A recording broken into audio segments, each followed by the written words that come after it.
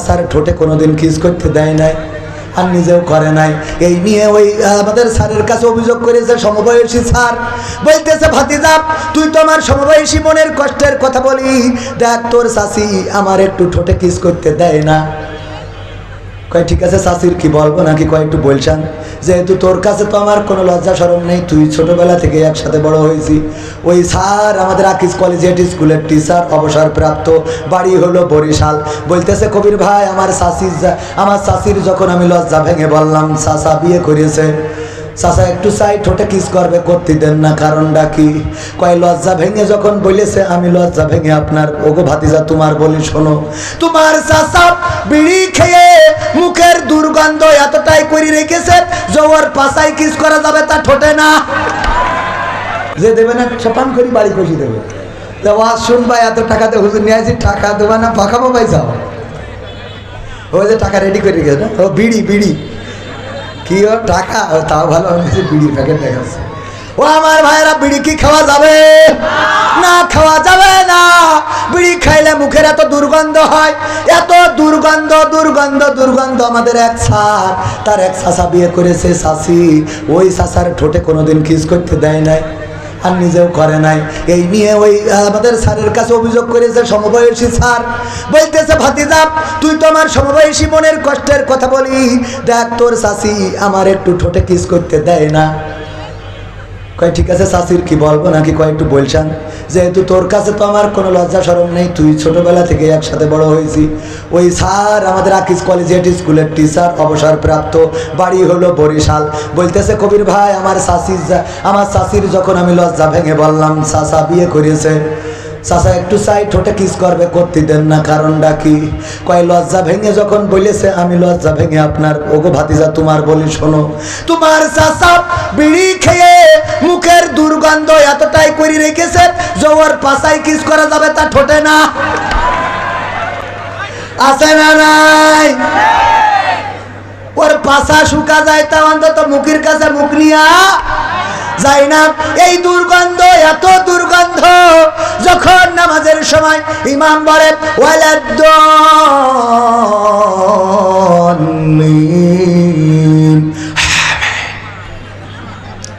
মুখ থেকে আমিন যে বললো, ওই যে বেরোইলো, ফেরেশতা খাতা থেকে চলে যায় যে আগে নামাজ পড়ি না তারপর লিখবে।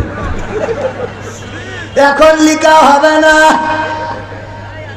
কারণ তোর আমিনে যা বের হয়েছে মুখ থেকে আর অন্তত কাঁধে বসে থাকা সম্ভব না, পরে আসবানে। এই খেয়াল করেন আপনারা, পায়খানায় যাবেন টয়লেটে, পাবলিক টয়লেটে, বোঝা যায় যে আমার আগের যে সিরিয়াল ছিল সে বিড়িখোর ছিল। এই বোঝা যায় না, যায় না? ওখানে একটা ভালো জায়গা সেখানেও একে দুর্গন্ধ আবার বিড়ির গন্ধ, দুই রকম গন্ধে আমাদের মতো মানুষ ঢুকলি মনে হয় এতে আর না বেরো, এখানেই থাকি। মনে দুঃখী না বেরো, মানে মনে দুঃখে আর বেরোতে, মানে অধিক শোকে পাথর, বোঝেননি? এইগুলো কি করা যাবে না? যাবে না। আমার যুবকেরা, আমার তরুণেরা, আমার কিশোরেরা, যদি ধূমপান করে থাকো দয়া করে ধূমপানটা ছেড়ে দিতে হবে। রাজি কারা কারা? দুটি হাত দেখতে চাই। এত লোক ধূমপান করেন, সব পিড়ি করে। আমি বললাম যদি করে থাকো আগামীতে আর করবা না, হাত উঁচু করো। যারা করেন না ওদের তার হাত উঁচু করার দরকার নেই। এত বিড়ি খোর কেন? আল্লাহ কোয়ানে যাব। সত্যিকার অর্থে যারা বিড়ি খান আর খাবেন না, হাত উঁচু করেন। মনে সাহস নিয়ে যে খাবো না, আজকে এই মাহফিলটা সাকসেস হোক, বিড়ি খান খাবেন না, হাত উঁচু করেন। 1 জন, 2 জন, 3 জন, 4 জন, আর 5 জন, 6 জন, 7 জন, আর 8 জন, অন্তত 10 জন হবে না যে বিড়ি ছেড়ে দেব? হয়ে গেছে মনে হয়, এক এক করে উঠেছেন, আলহামদুলিল্লাহ। সাহস করে যারা উঠিয়েছেন, সাহস করে যারা হাত উঠিয়েছেন, আল্লাহর কসম করে বলি সারাটা ওয়াজ যদি কাজে না লেগে থাকে, সারাটা ওয়াজ যদি কোনো সওয়াব না হয়ে থাকে, এই যে 10 জন বিড়ি খাওয়ার সিদ্ধান্ত নিয়েছেন, আমি মনে করি এটাই সফলতা। আল্লাহ যেন এই 10 জনকে আমৃত্যুকাল আর বিড়ির কাছে না নিয়ে যায়। আল্লাহ কবুল করুন। ওগো আমার যুবকেরা, কিসের জন্য এই ধূমপানটা করেন? শত শত টাকা অপচয় করেন, স্ত্রী কষ্টে থাকে, পরিবারের লোক কষ্টে থাকে। আমার সাথে যখন কেউ কথা বলে, হুজুর আমি আপনার ভক্ত, মুখ দিয়ে গন্ধ বের হয়, আমরা যারা বিড়ি খাই না এটা বুঝতে পারি, সে তো বোঝে না। বোঝে বলেন? সে বোঝে না, কিন্তু যারা বিড়ি খায় না তারা বোঝে। আপনি আমার ভক্ত, বিড়িটাও ছাড়লেন না, এই ভক্ত হয়ে কোনো লাভ নেই, লাভ আছে? সুতরাং 10 জন মানুষ অন্তত শপথ করেছেন বিড়ি ছেড়ে দেবেন। যুবকদের জন্য আমার 5টা নসিহা। কয়টা?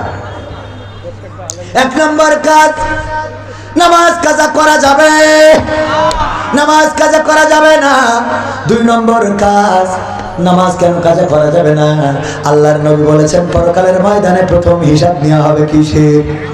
নামাজের। এই সালাতের হিসাবে যে পার পেয়ে যাবে তার বাকি জায়গাগুলো সহজ হয়ে যাবে। বলেন সুবহানাল্লাহ। অনেকেই আওয়ামী লীগ করে, অনেকেই বিএনপি করে, অনেকেই জাসদ করে, বাসদ করে, হেফাজত করে, জামাত করে, সরমনাই করে, তাবলীগ করে, পাবলিক করে। কোন দল আসলে জান্নাতের দল আমরা জানি না, তবে এতটুকু জানি আল্লাহর দল, ইসলামের দল, জামাত ইসলাম। এটা করে জান্নাতে যাবেন গ্যারান্টি দিতে পারবো না, কিন্তু ইসলাম যদি করেন জান্নাতে যাবেন, এই গ্যারান্টি আছে না নাই? ইসলাম করলে জান্নাতে যাবেন গ্যারান্টি দেব, কিন্তু জামাত ইসলাম করবেন, হেফাজতে ইসলাম করবেন, আওয়ামী ইসলাম করবেন, বিএনপি ইসলাম করবেন, তাবলিগি ইসলাম করবেন, সরমনাই ইসলাম করবেন, এটা দিয়ে জান্নাতে যাবেন গ্যারান্টি দিতে পারবো না। কিন্তু প্রকৃত অর্থে আল্লাহর দেওয়া ইসলাম যদি করেন জান্নাতে যাবেন, এই গ্যারান্টি আমাদের কাছে আছে না নাই? কারণ আল্লাহ বলেছে ইন্নাদ-দীনা ইনদাল্লাহিল ইসলাম, নিশ্চয় আমার পছন্দের মনোনীত দিন, ধর্ম, পথ চলার রাস্তা হলো ইসলাম। যারা ইসলাম মোতাবেক চলে, আল্লাহর আইন অনুসারেই তারা চলে, আর তাদের জন্য আল্লাহর জান্নাত। বলেন সুবহানাল্লাহ। সেই আল্লাহর জান্নাত যদি পেতে হয় ইসলাম মানার দরকার। ইসলামের স্তম্ভ কয়টা? সবাই বলেন কয়টা? জোরে বলেন কয়টা?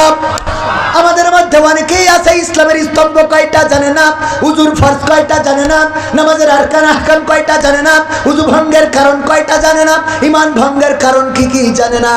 ওগো আমার ভাইরা, এইগুলো কমন জানার দরকার আছে না নাই? ইসলামের স্তম্ভ 5টা, একজন কয় 2টা। আমি বললাম কি কয়? মা বাবার খেদমত আর বিয়ে করা। ইসলামের স্তম্ভের মধ্যে ও কোনে পেয়েছে আল্লাহ সেই ভালো জানেন। মা বাবার খেদমত আর বিয়ে করা। আমি বললাম যাক, আগেরটা থাক আর না থাক, পরেরটা ঠিক রেখে। ও আমার ভাইরা, তাইলে ইসলামের স্তম্ভ 5টা, তার মধ্যে প্রথম কি?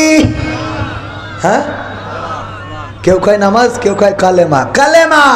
অনেকেই নামাজ, রোজা, হজ, যাকাত বলি আর 5 নম্বর খুঁজে পায় না। ঈমান না আনলে বাকি সাইডের কোনো দামই নাই, ঠিক না ভাই? ঠিক। প্রথমটা ঈমান, কালিমা, সাক্ষ্য দিয়া লা ইলাহা ইল্লাল্লাহু মুহাম্মাদুর রাসূলুল্লাহ। শুধু এখানেই শেষ নয়, আশহাদু আল্লা ইলাহা ইল্লাল্লাহু ওয়াহদাহু লা শারীকা লাহু ওয়া আশহাদু আন্না মুহাম্মাদান আবদুহু ওয়া রাসূলুহু। আল্লাহর কাছে সাক্ষ্য দাও, আল্লাহ তুমি ছাড়া কোনো ইলাহ নেই, মুহাম্মদ তোমার প্রেরিত বান্দা এবং রাসূল। এই কথা সাক্ষ্য দেবে এক আল্লাহ ছাড়া কোনো ইলাহ নেই, কোনো আইনদাতা নেই, কোনো বিধানদাতা নেই। আল্লাহর পরে ঈমান আনার পরে 2 নম্বর কাজ নামাজ। 3 নম্বর কাজ, নামাজের পরে কি? নামাজের পরে মোটেও রোজা না, নামাজের পরে যাকাত। নামাজের পরে কি? এই যে আমরা উল্টে পাল্টে ফেলেছি, টাকাওয়ালারা বেশি বুঝলে যাকাতটারে লাস্টে লাগাইছে, ওরা ডাইরেক্ট করে দিয়েছে নামাজ, রোজা, হজ, যাকাত। কালেমা, নামাজ, রোজা, হজ, যাকাত, অথচ আল্লাহ সব জায়গায় নামাজের সাথে যাকাত জড়িয়ে দিয়েছে। বোঝেননি? তাহলে আপনি যাকাতরে ও পিছনে নিয়ে গেলেন কোন দুঃখী, অথচ আমরা নামাজের পরে রোজা, রোজার পরে রোজার কথা কুরআনে একটা আয়াত, সূরা বাকারার 183 নম্বর আয়াত, ইয়া আইয়ুহাল্লাযীনা আমানু কুতিবা আলাইকুমুস সিয়াম কামা কুতিবা আলাল্লাযীনা মিন ক্বাবলিকুম লাআল্লাকুম তাত্তাকুন। ভাইরা আমার, তো সুতরাং নামাজের পরে কোনটা? যাকাত। তারপরে কোনটা? যাকাতের পরে রোজা, তারপরে হজ। হজ হলো লাস্টে, আপনি থাকলে করবেন, না থাকলে নাই। এবার আসুন, 5টা কাজ দিতে চেয়েছি, দেবো 5টা কাজ যুবকদের? দেবো, কিন্তু 5টা কাজের আগে একটা তো দিয়েই ফেলেছি, আর বাকি আছে কয়টা? একটা কাজ। আপনারা বুঝতে পেরেছেন একটু কোরআনের এই খেদমতে, ইসলামের জন্য, দ্বীনের জন্য। আমি কিন্তু সময় পাইলে আরো 2-একটা সঙ্গীত শোনাবো ইনশাআল্লাহ। এছাড়াও আরেকটা মাহফিল আপনাদের রয়েছে, সেটা হলো এখানে পাশেই মসজিদুল বুখারী, দরমটিয়া, পশ্চিমপাড়া যুব সমাজের উদ্যোগে। এটাও দিনের বেলায় হবে, 6ষ্ঠ বার্ষিক। তারিখ কত যেন? 6 ফাল্গুন, 19 ফেব্রুয়ারি। কত ফেব্রুয়ারি? 19শে ফেব্রুয়ারি আল্লামা সাদিকুর রহমান আল আজহারি থাকবেন এবং আমিও থাকবো ইনশাআল্লাহ। তো এই দিন আপনারা আসবেন, 19 তারিখ দরমুটিয়া, মনে থাকবে? ওই দিন চেষ্টা করব আরও একটু বেশি করে বলার বা শোনানোর জন্য। আজকে আপনাদের কাছে আমি ছোট মানুষ, আপনারা বিড়ি খাওয়ার জন্য শপথ নিয়েছেন, বিড়ি খাবেন না, এটা কিন্তু একেবারে কম শর্ত। আপনাদের 3-4 দিন 5 দিন কষ্ট হতে পারে, তবে আল্লাহর জন্য সেই কষ্টটা করবেন ইনশাআল্লাহ, আল্লাহ সহজ করে দিবেন, বলেন আমিন।